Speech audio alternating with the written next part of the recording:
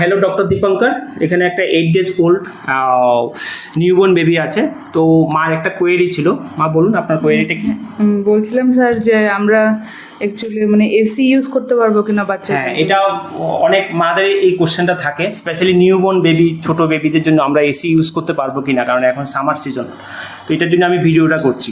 তো অবশ্যই AC use করতে পারবেন, কিন্তু এসি ইউজ করার সময় আমাদের দুটো তিনটে জিনিস মাথায় রাখতে হবে। একটা হলো temperature, this is very very important.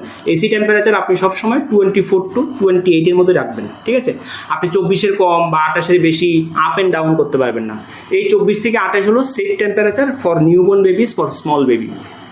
তো আপনি ইউজ করতে পারবেন, এবং একটা টেম্পারেচারই ফিক্সড করবেন, ঘন ঘন আপ অ্যান্ড ডাউন করবেন না। This is number 1। নাম্বার 2 হলো বেবিকে এসির একদম সোজাসুজি একদম ঠিক নিচে রাখবেন না, একটু সাইড করে রাখবেন, ঠিক আছে? এটা হলো 2 নম্বর। 3 নম্বর হলো আপনি লক্ষ্য রাখবেন যে এসিতে ইউজ করলে আমাদের স্কিনগুলো কী হয়, ড্রাই হয়ে যায়।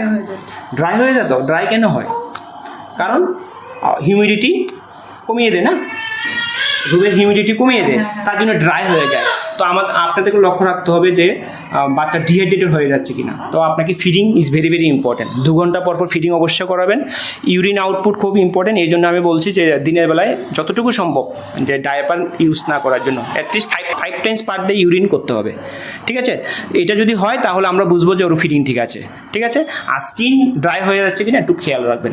স্কিন যদি ড্রাই হয়ে যায় তাহলে ময়শ্চারাইজিং লোশন ইউজ করতে হবে। তো এই জিনিসগুলি খেয়াল রাখবেন, ঠিক আছে? সো এসি আপনারা ইউজ করতে পারবেন। ওকে, বাই বাই।